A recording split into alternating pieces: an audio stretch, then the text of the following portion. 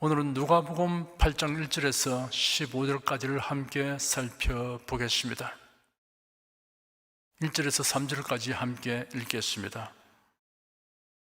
이후에 예수께서 각 성과 촌에 두루 다니시며 하나님의 나라를 반포하시며 그 복음을 전하실세 12 제자가 함께 하였고, 또한 악귀를 쫓아내심과 병 고침을 바란 어떤 여자들 곧 7 귀신이 나간 자 막달라인이라 하는 마리아와 또 헤롯의 청지기 구사의 아내 요한나와 또 수산나와 다른 여러 여자가 함께하여 자기들의 소유로 죄를 섬기더라.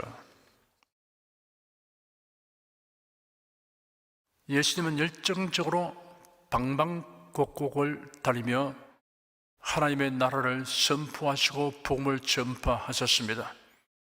하나님 나라에 대한 소식이 곧 복음의 진수입니다. 이보다 더 복되고 좋은 소식은 없습니다. 유대인 랍비 니고데모가 밤중에 예수님을 찾아와서 자신이 알고 싶은 것을 애들러 말하자 예수께서 단도직입적으로 말씀하시기를 진실로 진실로 네게 이르노니 사람이 거듭나지 아니하면 하나님 나라를 볼 수 없느니라 하였습니다. 선택된 12 제자가 예수님과 동행하였습니다. 그리고 예수님의 복음 전도 활동을 물심양면으로 섬긴 여인들의 이름이 기록되어 있습니다. 예수님의 치유 활동을 통해 악령에게서 노임받고 병고침 받은 여인들, 그리고 복음을 듣고 은혜 받은 여인들입니다. 막달라인이라고 하는 마리아는 7 악령들의 지배로 정상적인 생활을 할 수 없었는데 예수께서 악령을 축출하여 주심으로 건강하게 된 여인이었습니다. 갈릴리 호수 서편 디베랴 북쪽 약 4.8km의 막달라라는 성읍이 있었습니다. 막달레네는 막달라 출신의 여인이라는 뜻입니다. 막달라 마리아는 예수님의 긍휼과 능력으로 고침받은 그 은혜를 한시도 잊을 수 없었습니다. 마리아는 감격하면서 예수님을 따랐습니다. 예수님이 십자가 고난을 당하시는 현장에도, 시신이 장사되는 현장에도 있었습니다. 안식 후 첫날 예수님의 시체에 향품을 바르려고 새벽 미명의 무덤으로 갔습니다. 거기에서 부활하신 예수님을 맨 먼저 보았습니다. 헤롯의 청지기 구사의 아내 요한나라는 여인이 있습니다. 남편이 헤롯 왕의 청지기였습니다. 헤롯의 청지기라는 직책은 행정장관 정도의 높은 관직인 것 같습니다. 그 외에도 여러 여인들이 함께 자기들의 재산으로 예수님과 제자들을 섬겼습니다. 4절에서 15절까지 함께 읽겠습니다. 각 동네 사람들이 예수께로 나와 큰 무리를 이루니 예수께서 비유로 말씀하시되 씨를 뿌리는 자가 그 씨를 뿌리러 나가서 뿌릴새 들어는 길가에 떨어짐에 밟히며 공중의 새들이 먹어버렸고, 들어는 바위 위에 떨어짐에 났다가 습기가 없으므로 말랐고, 들어는 가시떨기 속에 떨어짐에 가시가 함께 자라서 기운을 막았고, 들어는 좋은 땅에 떨어짐에 나서 100배의 길수를 하였느니라. 이 말씀을 하시고 외치시되 들을 귀 있는 자는 들을지어다. 제자들이 이 비유의 뜻을 물으니 가라사대 하나님 나라의 비밀을 아는 것이 너희에게는 허락되었으나 다른 사람에게는 비유로 하나니 이는 저희로 보아도 보지 못하고 들어도 갖지 못하게 하려 함이니라. 이 비유는 이러하니라. 씨는 하나님의 말씀이요 길가에 있다는 것은 말씀을 들은 자니 이에 마귀가 와서 그들로 믿어 구원을 얻지 못하게 하려고 말씀을 그 마음에서 빼앗는 것이요 바위 위에 있다는 것은 말씀을 들을 때 기쁨으로 바라나 뿌리가 없어 잠깐 믿다가 시험을 받을 때 배반하는 자요 가시떨기에 떨어졌다는 것은 말씀을 들은 자니 지니는 중 이생의 염려와 재리와 일락의 기운이 막혀 온전히 결실치 못하는 자요 좋은 땅에 있다는 것은 착하고 좋은 마음으로 말씀을 듣고 지키어 인내로 결실하는 자니라. 예수님의 말씀과 행하시는 일에 관한 소문이 널리 퍼지니 도처에서 사람들이 예수님이 계신 곳을 수송하여 모여들었습니다. 예수께서 그들에게 씨 뿌리는 비유를 말씀하셨습니다. 비유법은 어떤 사물을 보다 효과적으로 표현하기 위하여 다른 사물에 빗대어 표현하는 방법입니다. 비유법을 자세하게 분류하면 매우 다양합니다. 비유법 중에는 동식물을 의인화하여 그들의 행동 속에 교훈의 뜻을 나타내는 우화도 있습니다.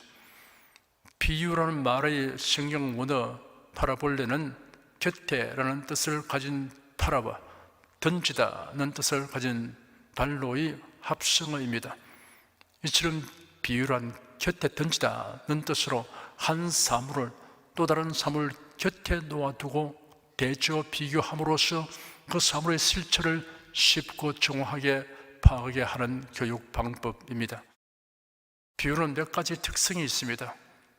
비유는 단순성이 있습니다. 심오한 진리를 간단한 이야기로 나타내어 쉽게 이해할 수 있게 합니다.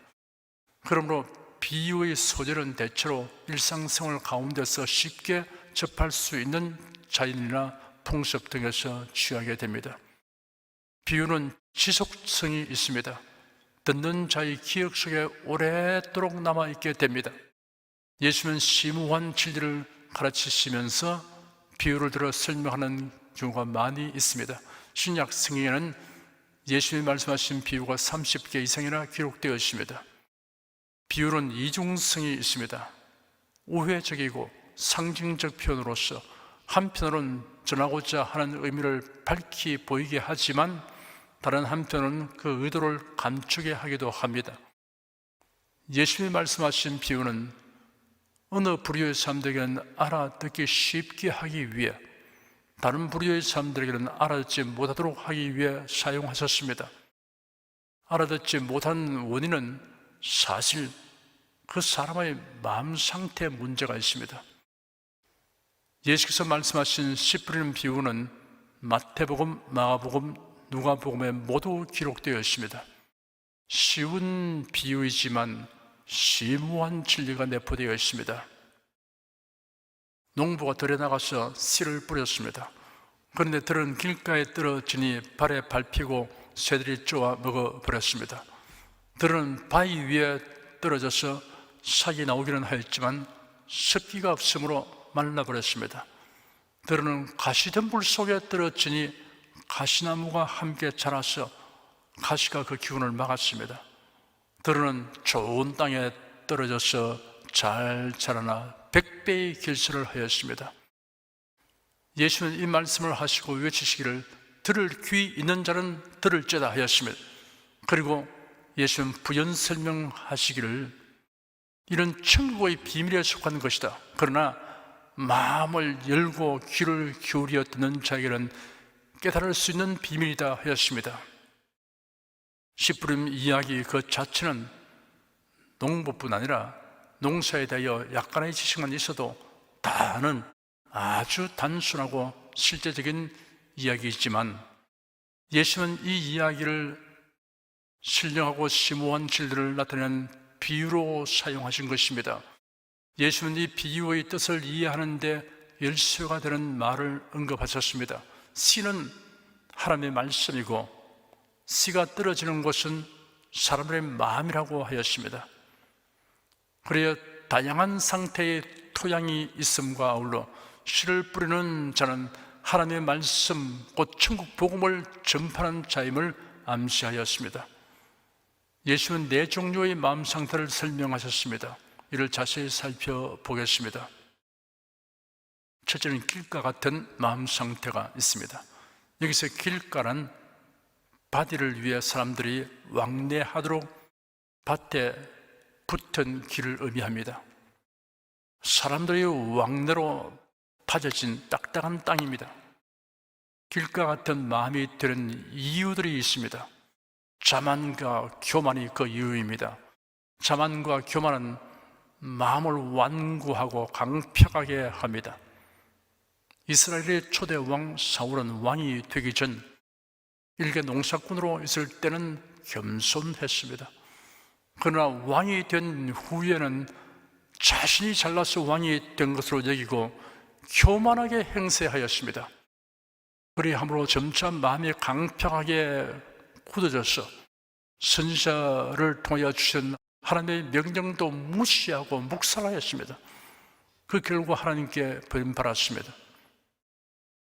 감사가 없고 불만과 원망을 상습적으로 하면 마음이 완고하여지고 굳어집니다. 애국을 떠나 가나안을 향하여 진행한 이스라엘 자손들이 대표적인 표본입니다. 원망불평이 도가 넘어서 하나님의 말씀을 배격하고 역행하는 징에 이르러 결국 하나님의 징벌을 받았습니다. 이런 일이 우리의 거울과 경계로 성경에 기록되었습니다. 히브리서 3장 15절에는 오늘날 너희가 그의 음성을 듣거든 노하심을 격동할 때와 같이 너희 마음을 강팍해 하지 말라 하였습니다. 편견과 그릇된 선입관이 그 이유입니다. 편견과 그릇된 선입관은 마음이 굳어진 상태가 되게 하여 하나님 말씀의 참뜻을 이해하기 어렵게 합니다.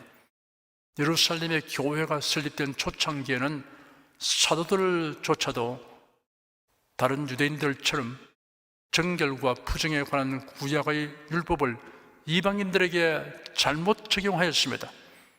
이방인의 집에 들어가거나 함께 식사하면 부정하게 된다는 등의 오해와 편견이 그러합니다.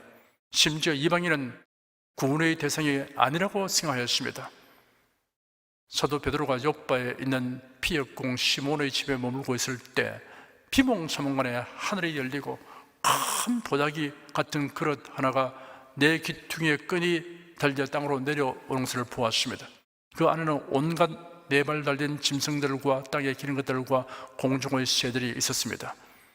그때 그에게 음성이 임하여 베드로야 일어나 잡아서 먹어라 하니 베드로가 말하기를 주님 결코 그럴 수 없습니다. 저는 속되고 부정하는 것은 아무것도 먹은 적이 없습니다 하였습니다. 그러자 하나님께서 깨끗하게 하신 것들을 네가 속되다고 하지 마라 하는 음성이 들렸습니다. 이 일이 3번 있은 후에 곧 그 그릇이 하늘로 들려 올라갔습니다. 베드로가 자기가 본 환상이 무엇인가 하여 속으로 의아해하고 있을 때 마침 이방인 백부장 고넬료가 보낸 사람들이 시몬의 집을 찾아와 문 앞에서 큰 소리로 베드로라고 불리는 시몬이 여기에 머물고 있는지 물었습니다. 베드로가 환상에 대하여 곰곰이 생각하고 있을 때 성령께서 그에게 말씀하시기를 보아라, 3사람이 너를 찾고 있으니 일어나 내려가서 아무것도 의심하지 말고 그들과 함께 가라. 이런 내가 그들을 보냈기 때문이다 라고 하셨습니다. 비로소 베드로는 이방인에 대한 그릇된 선입관념과 편견을 떨쳐버리고 이방인 고넬료의 초청에 응하여 가서 복음을 전했습니다. 냉담한 태도가 그 이유입니다. 냉담은 마음을 굳어진 상태가 되게 합니다. 보면서도 진실을 알려고 하지 않고 들어도 관심이 없으면 길가 같은 마음 상태가 됩니다. 예수께서 말씀하시기를 길가에 뿌려진 씨앗은 공중의 새들이 먹어버렸다고 하였으며 마귀가 와서 그들로 믿어 구원을 얻지 못하게 하려고 말씀을 그 마음에서 빼앗는 것이라고 설명하셨습니다. 여기서 말한 새는 마음에 뿌려진 말씀을 제거해버리는 마귀를 의미합니다. 마귀는 하나님의 말씀이 사람의 마음에 심겨지면 믿음이 생기고 그 믿음은 구원을 얻게 하는 것을 잘 알고 있습니다. 로마서 10장 17절에 그러므로 믿음은 들음에서 나며 들음은 그리스도의 말씀으로 말미암았느니라 라고 기록되었습니다. 그러므로 마귀는 어찌하든 사람들이 복음의 귀를 기울이지 못하게 합니다. 사람의 마음에 뿌려진 천국 복음을 제거함으로 구원을 얻지 못하게 합니다. 길가 같은 마음 상태는 쟁기로 갈아엎어야 합니다. 하나님이 사용하는 쟁기는 종류가 다양합니다. 쟁기로 갈아엎을 때 따르는 고통은 어쩔 수 없습니다. 그리 해서라도 좋은 밭이 되는 것이 복입니다. 둘째는 바위 같은 마음 상태가 있습니다. 바위 위에 흙이 얇게 덮인 상태를 말합니다. 마태복음에는 기록되기를 흙이 얇은 돌밭에 떨어짐에 흙이 깊지 아니하므로 꽃삭이 나온다고 했습니다. 이런 상태의 마음을 가진 사람은 영적 감수성이 뛰어납니다. 감정이 풍부하고 이해가 빠릅니다. 즉각적인 반응을 보입니다. 반면에 감정의 기복이 심합니다. 예수께서 가다라 지방에 들어갔을 때 있었던 일입니다. 악령 들린 두 사람이 무덤들 사이에서 나오다가 예수를 만났는데 그들은 대단히 사나워서 아무도 그 길로 지나갈 수 없었습니다. 그때 그들이 외치며 말하였습니다. 하나님의 아들이시여, 당신이 우리와 무슨 상관이 있습니까? 때가 오기도 전에 우리를 괴롭히려고 여기에 오셨습니까? 마침 그들에게서 멀리 떨어진 곳에 방목하는 많은 돼지떼가 있었으므로 악령들이 예수께 간청하여 말하기를, 만일 당신이 우리를 쫓아내시려거든 우리를 저 돼지떼 속으로 들여보내소서 하였습니다. 예수께서 그들에게 가라! 라고 말씀하시니 그들이 나와서 돼지들 속으로 들어갔으며 그 온 돼지떼가 비탈길을 따라 바닷속으로 내리따라 물에 빠져 죽었습니다. 돼지들을 치던 자들이 달아나 성읍으로 들어가서 이 모든 일, 곧 악령 들렸던 자들의 일을 전하니 듣는 사람들이 모두 놀라움을 금치 못했습니다. 그 온 성읍 사람들이 예수를 만나려고 나왔습니다. 악령 들렸던 자가 온전하게 된 것을 보고 탐복하지 않을 수 없었습니다. 아마도 예수님을 마을로 모시고 가고 싶은 생각이 들었을 것입니다. 그러나 한편 돼지떼가 몰수한 재산상의 피해를 생각하게 되자 예수님에게 자신들의 지역에서 떠나달라고 간청하였습니다. 호감이 순식간에 비호감으로 바뀌었습니다. 마치 흙이 깊지 아니한 바위 위의 토양과 같은 마음입니다. 깊이가 없는 성량의 사람들은 충동적이고 자극적인 그리고 기발한 설교나 예배 순서를 선호하는 경향이 있습니다. 서서 손을 들고 눈물을 흘리며 찬양하는 것을 좋아합니다. 춤을 추기도 합니다. 그럴 수 있습니다. 그러나 조용히 마음을 열고 귀를 기울여 말씀을 경청하는 것은 힘들어합니다. 성경으로 성경을 풀어 상고하는 것에는 곧 흥미를 잃어버립니다. 열정적인 모임이나 다양한 프로그램 그 자체를 좋아하는 것이지 말씀을 좋아하는 것이 아닌 사람은 그 열정이 오래가지 않습니다. 열정적이고 적극적인 모습을 보이다가는 오래가지 못해 시들어지고 맙니다. 본문은 바위 위에 있다는 것은 말씀을 들을 때 기쁨으로 받으나 뿌리가 없어 잠깐 믿다가 심을 바랄 때 배반한 자라고 하였습니다. 마가복음에는 말씀을 들을 때 즉시 기쁨으로 받으나 그 속에 뿌리가 없어 잠깐 견디다가 말씀을 인하여 환난이나 핍박이 일어난 때는 곧 넘어지는 자라고 하였습니다. 복음을 믿고 말씀대로 살아가려고 하면 겪게 되는 시험이 있습니다. 몰리에, 박대, 소외, 부당한 대우, 손실 등을 당합니다. 무릇 그리스도 예수 안에서 경건하게 살고자 하는 자는 핍박을 받으리라 라고 성경에 기록되었습니다. 사도행전 14장 22절에는 제자들의 마음을 굳게 하여 이 믿음에 거하라 구원하고 또 우리가 하나님 나라에 들어가려면 많은 환난을 겪어야 할 것이라 하였습니다. 세속으로 이끄는 유혹에 빠지는 자 혹은 종교혼합, 종교일치, 종교다원주의, 공산주의를 변호하고 추종하는 자들을 따라가는 자들은 바위 위에 얇게 덮인 흙 같아서 올바른 신앙이 뿌리내지 못하는 자입니다. 바위 위에 얇게 덮인 토양 같은 마음의 말씀이 임하여 생겨난 믿음은 오래가지 못합니다. 흙이 깊지 못함으로 얼마가지 않아서 시들어집니다. 셋째는 가시덤불 같은 마음 상태가 있습니다. 가시덤불 속으로 떨어진 씨는 흙이 넉넉함으로 뿌리를 잘 내리지만 가시나무가 함께 자라 기운을 마감으로 결실을 하지 못합니다. 예수는 그 가시덤불을 생활의 염려, 재물에 대한 욕심, 육신의 향락이라고 하였습니다. 지나친 염려는 믿음을 소멸시킵니다. 재물에 대한 탐심은 믿음을 소멸시킵니다. 재물에 대한 탐욕이 들어오면 영생과 주의 일에 대한 관심은 사라집니다.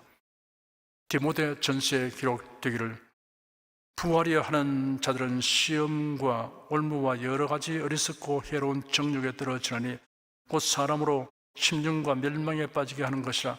돈을 사랑함이 일만하고의 뿌리가 되나니 이것을 사모하는 자들이 미혹을 받아 믿음에서 떠나 많은 근심으로서 자기를 찔러도다 하였습니다.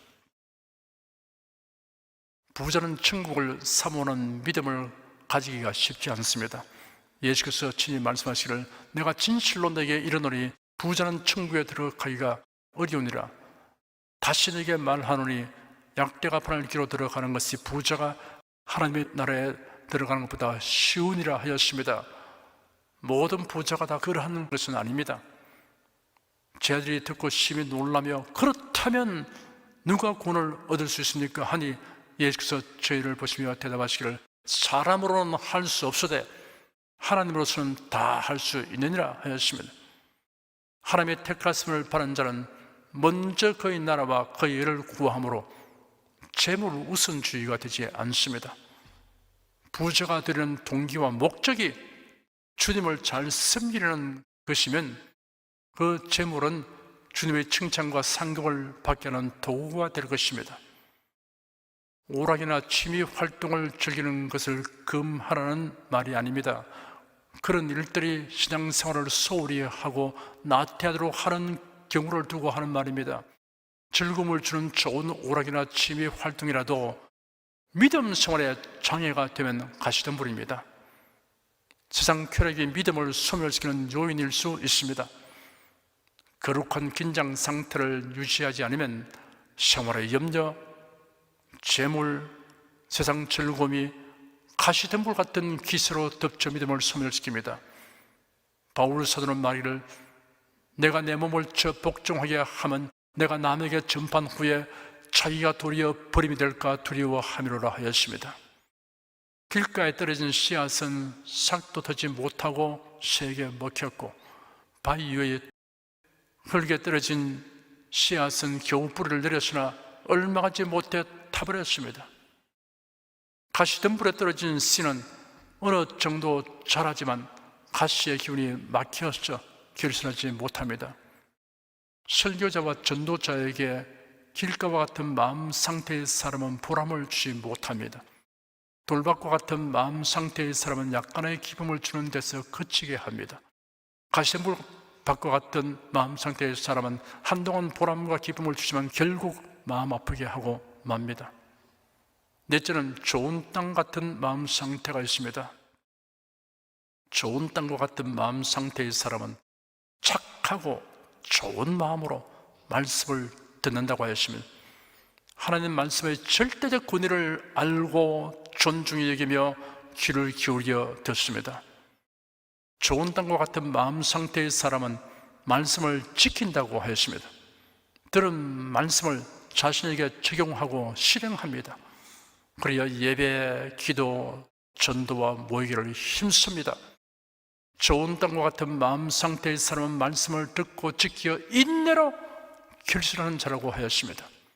히브리서 10장 36절에는 너희에게 인내가 필요하면 너희가 하나님의 뜻을 행한 후에 약속을 받기 위함이라 하였습니다. 노아는 대홍수에 대비하여 방주를 예비하라는 하나님의 말씀을 믿음으로 마음밭에 심었습니다. 노아와 그 가족들은 그 말씀을 마음에 심었고 당대의 모든 사람들은 그 말씀을 다 배척했습니다. 그들은 마음이 완고하고 강팍했습니다.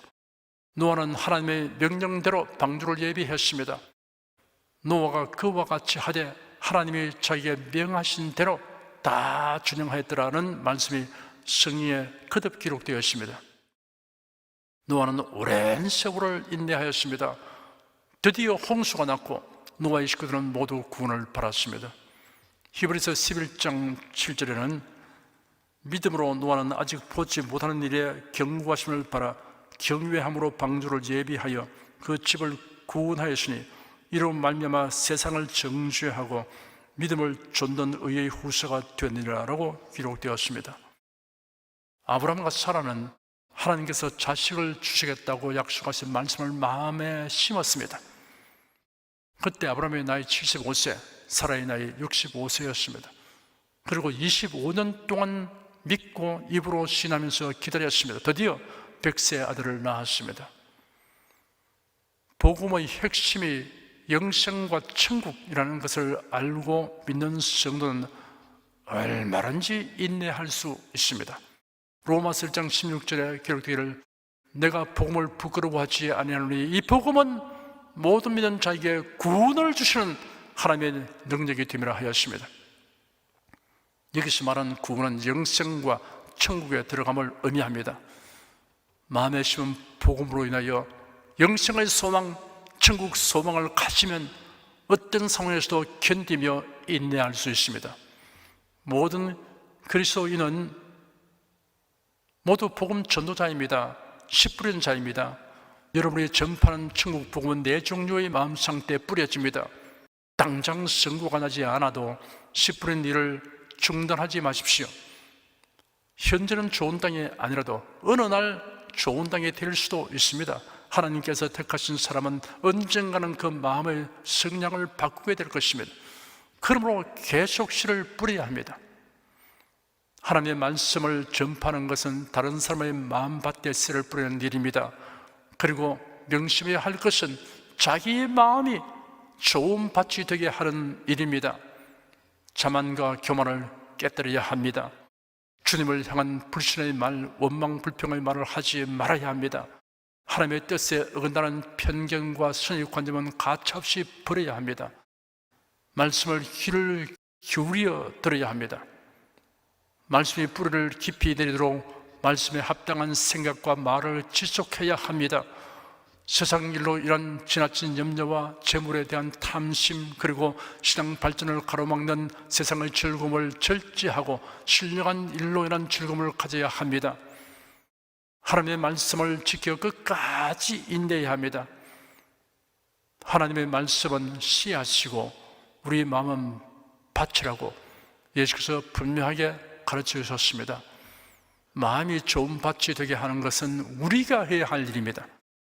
하나님께서는 다양한 말씀의 씨앗을 풍성하게 성경에 담아 주셨습니다. 여러분은 자신의 마음을 좋은 밭이 되게 하여 풍성한 수확의 즐거움을 누리시기를 축원합니다. 기도하겠습니다.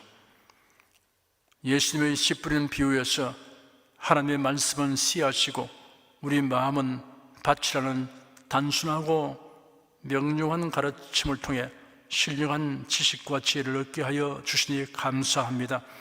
심을 씨앗이 없으면 밭은 있으나 마나인데 하나님께서 성령에 덧없이 풍성한 말씀의 씨앗을 주셨으니 그로 인한 기쁨과 감사를 다 형할 길 없습니다.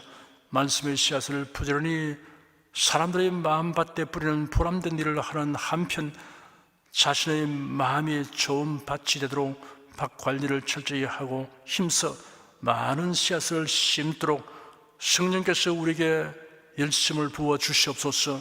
주 예수 그리스도 이름으로 기도드립니다. 아멘.